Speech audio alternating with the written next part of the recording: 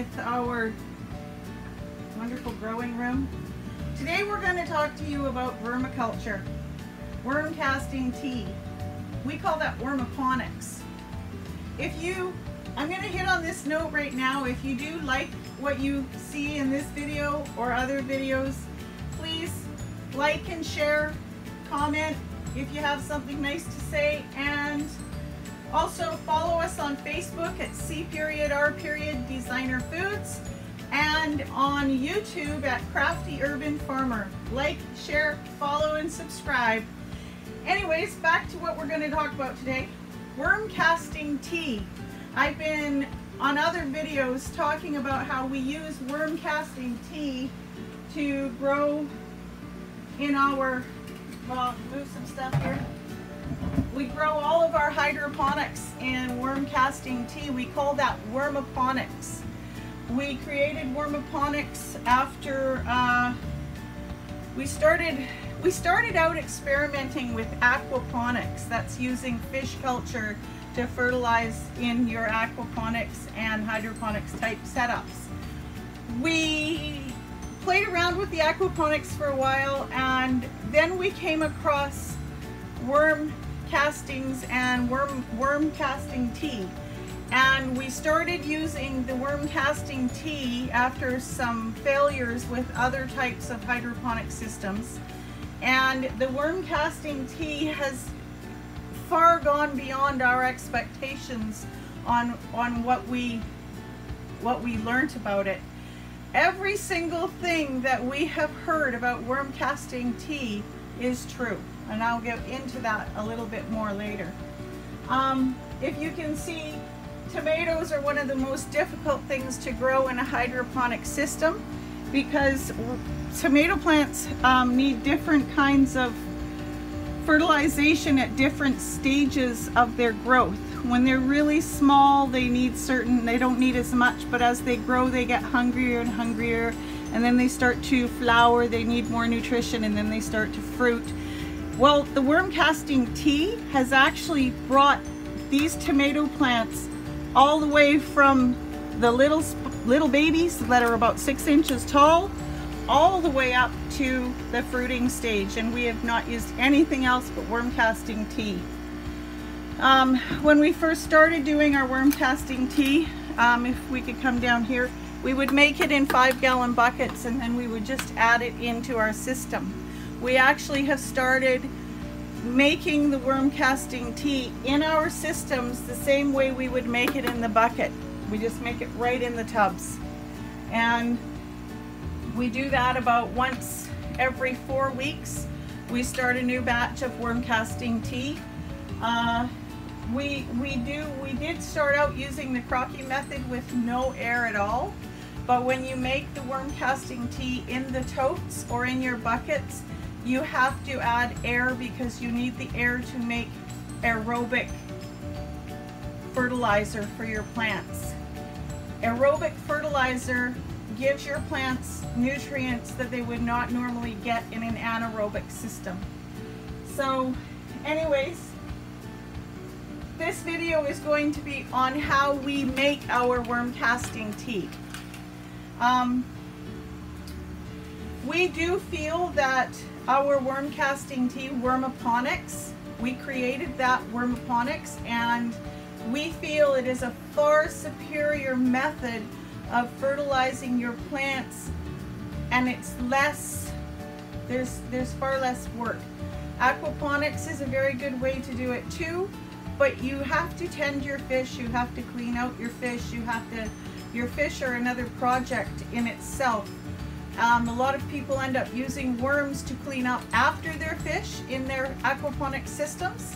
If you go to straight wormaponics, you are going to bypass all the extra work that's involved with the fish in the aquaponics. And you will get a far more superior crop, healthier crop than you would in just regular fertilizers. And regular fertilizers, man-made fertilizers, are actually really hard to get right. They just don't always work the way that you want them to.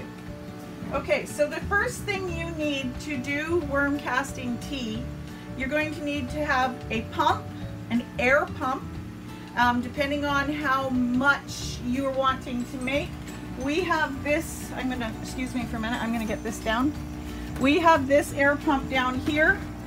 It's a system that has six outlets on it, so you can attach 6 hoses. It's it's a very heavy duty pump.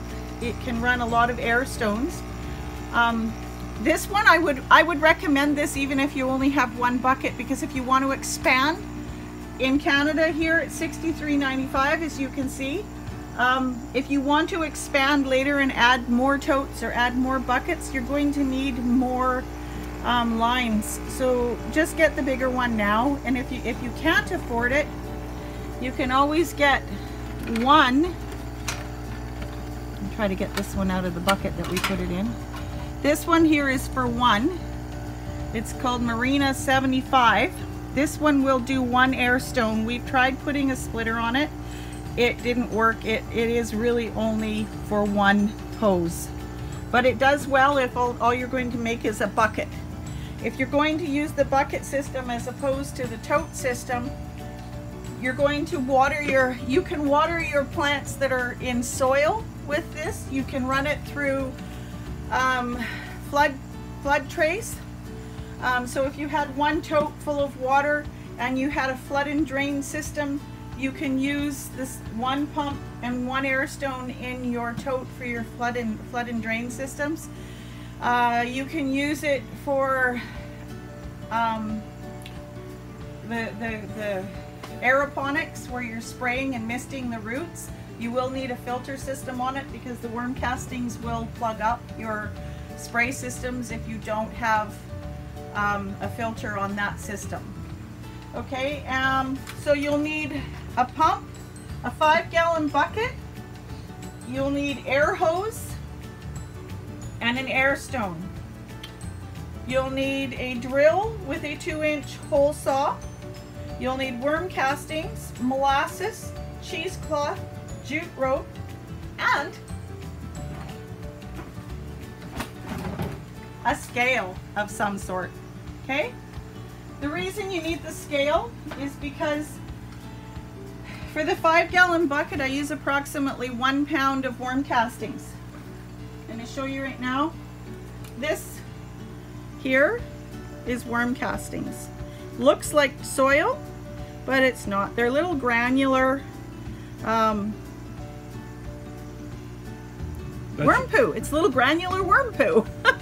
And that is what you use to make your worm tea. You can use worm castings straight in your soil, and it is a slow release fertilizer that has all of the nutrients and tiny microscopic elements that your plants need to grow and be successful, and it's time release, so it only releases the nutrients to your plants as they need them.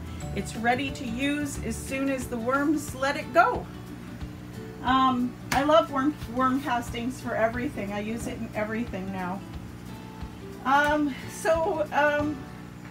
After you have all the things that you need, you take and you would fill up your you have to make sure your bucket is clean. So I usually wash out my bucket in between with vinegar and water.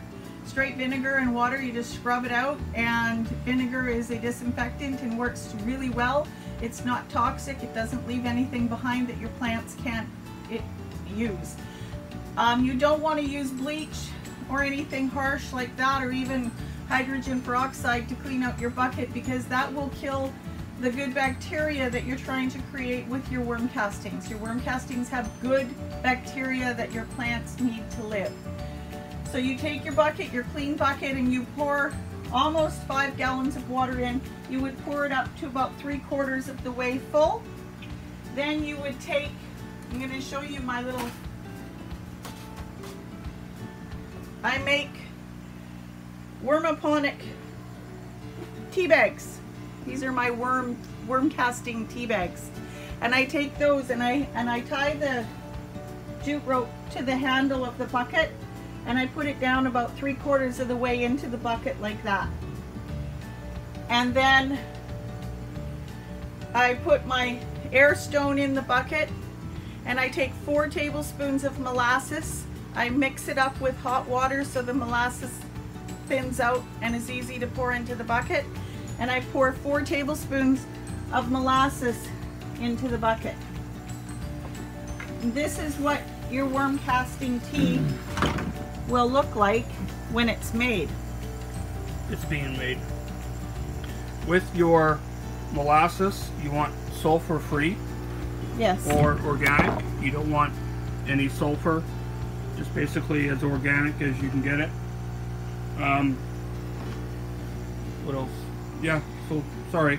Okay, so 4 tablespoons. Thank you, Rob, for your input. That was really nice. So you want your 4 tablespoons of molasses mixed down in boiling water. You want to boil your water, and you only want to use filtered or distilled water. Filtered or distilled water has to be that. The reason it has to be filtered or distilled is because city tap water has chemicals in it that kill the good bacteria. It has chlorine in it. It has other chemicals that the cities put in your water to make it clean for you to drink. Not that those chemicals are good for us, but they're better for us than the bacteria that can kill us, okay? So you do not want any water that has bacteria killing chemicals in it. You want either distilled water that has nothing in it, or you want really good double, maybe even triple filtered water. Has to be room temperature, not too cold, okay? And then after you put your molasses in it, you have your bucket. The reason you need a 2-inch hole saw is because you have to put a hole in the top of your bucket because you need air circulation in your bucket while this is making. And then you take your bucket lid and you put your lid back on top. Make sure your air stone's in there really, really well. And we have a net cup that we put a piece of cheesecloth over top of it, and we use that as a filter, so, because quite often when your worm casting tea is working, you get a really big layer of foam on top. If you get a good layer of foam on top, don't worry, that's really good tea, okay? This tea has been brewing for a couple of days now, so the foam has kind of died down a little bit. The reason I create these tea bags and I put them in my bucket is because some people, when they make worm casting tea, they don't do it this way, and your tea is really, really messy, so to speak. The loose granules of worm castings create a very messy bucket of tea. And when I'm watering my microgreens, you see up here my peas, I just actually did a big harvest. That's why you don't see much up here right now. I have trays that are germinating, but I don't have anything on my shelves right now because I just emptied them. So when I'm using the worm casting tea to feed my microgreens, I put it into my spray bottle. And when I put it in my spray bottle, if it's too chunky, it plugs up my hose. So that's why I make the worm casting tea in the tea bags, okay? I also use just this if I'm just watering other things, and I have a top on it that I use also to do my trays. I don't have a hose in this room, so I have to find other means of watering. So these are the 2 kinds of things that I use to water. And you let your worm casting tea, move this stuff out of the way again, you let that brew for a minimum of 24 hours. You shouldn't go much more than 3 to 4 days with it. You can use it when it becomes anaerobic. It's just not as beneficial. After about 6-7 days without your water bubbling, your worm casting tea can get a little smelly. You can take that outside and use it on any outside plants. I wouldn't use it on my inside plants, but it's perfectly good to use on your outside plants in your garden. So that's about all I have to say about my Wormaponics. One thing I wanted to point out is, I guess I'll do it this way so you can see. Here's on my tomato plants. This is a branch that's coming off the bottom that's kind of just a gangly little tomato branch, right? Well, I'm going to snip that tomato branch off right at the base of the plant right there. I'm going to pluck. Oh, maybe I'll cut them off. Don't want to wreck the stem too much. Oh, all the way up to there. Maybe take that last one off. Now, I take this, as you can see, I already have 2 in here. We did this one prior to this, and as you can see, it has roots growing on it already. I'm going to be putting that into a pot and letting that grow in a pot, and I will be using straight worm castings in the soil when I plant this. These 2 here, this one here, I'm going to actually separate it. This was a this was a sucker shoot that came off of one of my tomato plants back here. Because they're so bushy in the tote, I didn't notice it.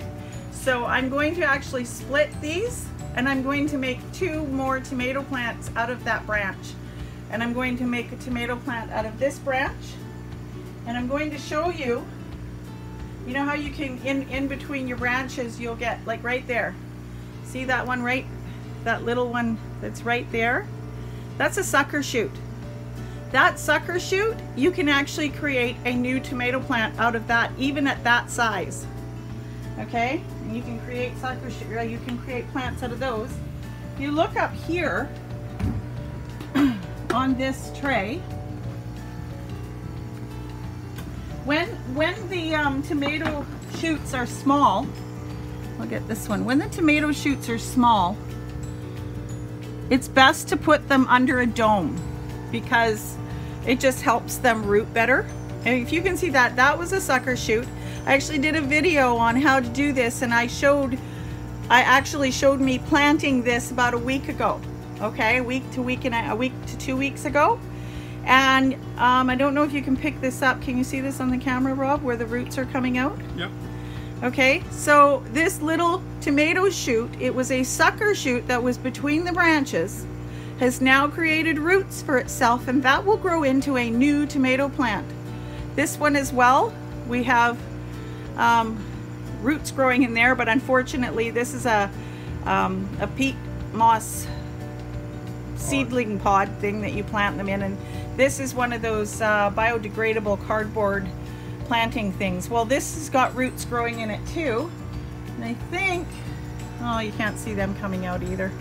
But these 3 I planted all at the same time, and they will be ready to come out and put into bigger pots very, very soon.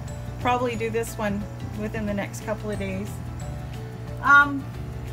As well, we have basil. Again, this is a much easier way, and I think you can see my basil root coming through there. I don't know if you can, it's really, really little. This is another way to start your basil, okay? You pay $5 for that in the grocery store, okay? You can take that grocery store basil home, you can take your cuttings. What you need to do is you need to count from the top, and you would have to, this has to get a little bit bigger. So when this comes up higher, about up to here, and you have 3, you would have 1, 2, 3, 4, 5, 6. You'll have 6 leaves at the top. Then the stem is about 2 inches long, inch long. You can cut that and put it into a starter pod, put it under a dome, and then you leave it under the dome until you see the roots come out. Once you have roots coming out, this is something that a lot of the videos forget to mention, okay? This is actually just, funny thing is we picked this one up. I do have other, I'm gonna move this out of the way so we can see better.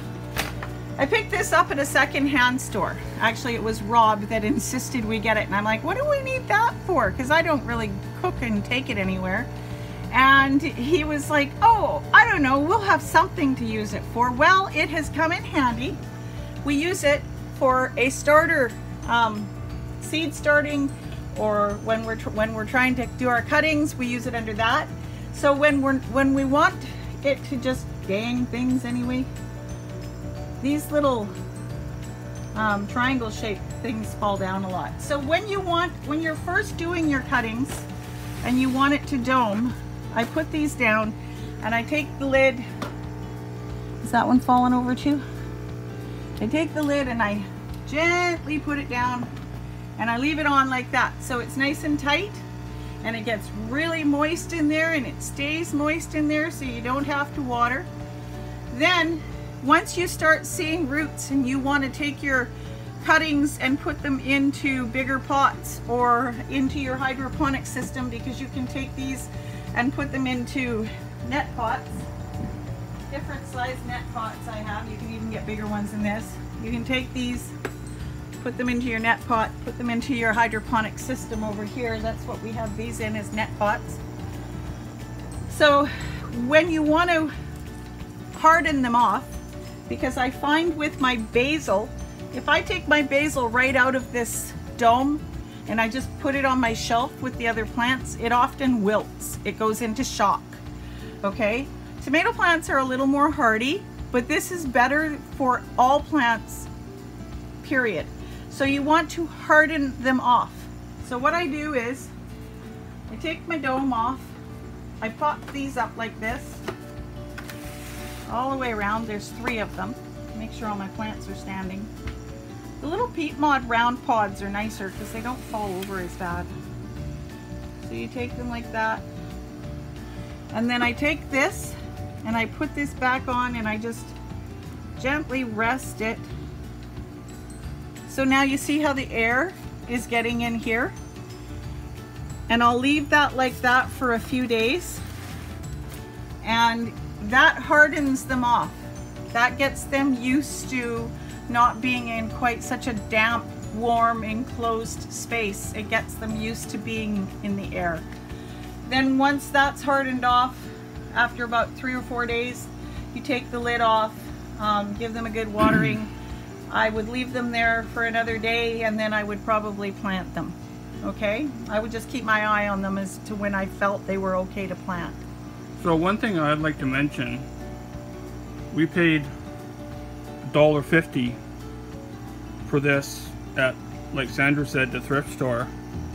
Second thing, if you go to Rona or some of the other hardware stores, you will pay $5, $6, $7. In Canada, for a bucket, you will pay $15 for a bucket and lid. The lid is $10 alone. So what we do is we will go to one of our local restaurants and we will get a food grade pickle bucket or something that's food grade that they're happy to get rid of for free, and we like to reuse, recycle as much as we can.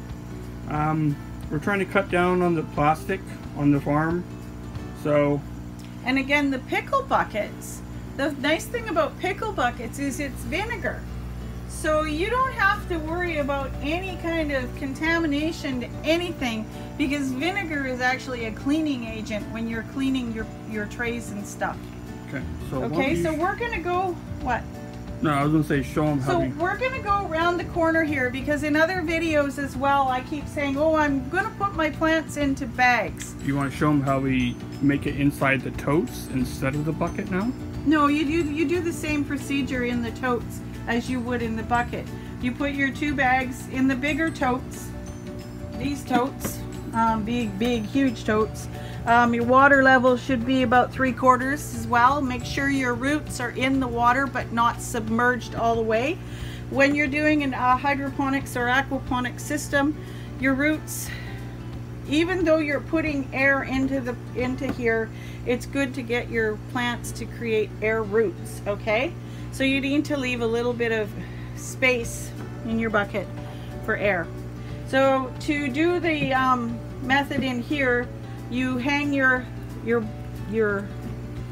tea bags in your tote, As you can see, you hang those in your tote. You cover up the hole because you need to keep it dark in your things so the algae doesn't grow. Although I have to tell you one thing, with using Wormaponics and using worm castings in jars or in totes, algae does not grow. I think that's fascinating. Okay, so then you would do that. You would put your molasses, 4 tablespoons liquefied in hot water. We got that at Walmart. And you pour your worm castings. I would let it cool a little bit if you're pouring it right into here, because you don't want boiling water going into where your roots are. So mix up your molasses, let it cool down, then pour it in. As long as you've got your tea bags in there and your air, you're going to be moving around that vermiculture in there anyways. With the smaller containers for my broccoli, see my broccoli? Smaller containers for broccoli, all you need is 1 tea bag. Larger containers, 2 tea bags. Each tea bag is 8 ounces. I put 1 pound of worm castings in my big totes. I put 8 ounces of worm castings in my small totes. In the bucket, 5 gallon bucket, there's 2 8-ounce tea bags. You can go over 8 ounces. That's just an estimated number. Like you can go 8.5, 8 and whatever, but it's around 8 ounces, okay? Per tea bag. And I put 2 tea bags in each of my 5 gallon buckets and 4 tablespoons of molasses. Wow, I've already gone on far too long. Okay, and you put your air in there and your molasses. Let your molasses water cool down. Do not put hot water into your totes. In my corner over here, quickly, we're running out of time. We have my bag system. The reason we use old shopping bags is, again, recycle, recycle, recycle, okay? The nice thing about using bags is doing air pruning. In plastic buckets or ceramic buckets or terracotta buckets, your plants get root bound and sometimes develop root rot because the roots go around and around and around and around inside the bucket. Well, with the bags, the roots come to the edge of the bag and they actually prune off, and that creates that gives the plant more air. Not that plants need all air, because they don't, but they do need some oxygen in their roots, in their root system, and the bags create that, okay? Every one of these bags that you see here, if you notice my basil, that basil's been in that bag now for about 3 months. It's doing fabulous. All of the ones in the container on the edge here, no, they're not in bags, but they're in containers. All the ones on this side over here, the bigger ones, those were cuttings. The ones on the other side were seeds, and you can see the ones on the left side are actually, I've pruned them back twice already, and my babies aren't even ready to prune once. So by doing cuttings, you're going to get a basil plant ready to use long before you will if you plant it by seed. And in the corner over here, same thing, I have my cucumbers. I have actually cucumbers on the ends of my cucumbers. I have cucumbers growing here. These are going to do fabulously. I actually just transplanted these into bags. They were in small little 4-inch pots. Yeah, this is my chard. Same thing, just transplanted it. I have cauliflower here, and yeah, everything's doing really great. And that's all for today, everybody. My video got a lot longer than I had anticipated yet again. This is nasturtium marigolds. This is the start of our edible flowers right here. I did not use a bag for them because I wanted my flowers to look pretty, sorry. Anyways, that's all for today. Sorry this video got a little long again. Hope that you like it. If you do, please hit the like button. Please hit the share button. Follow us on Facebook at C.R.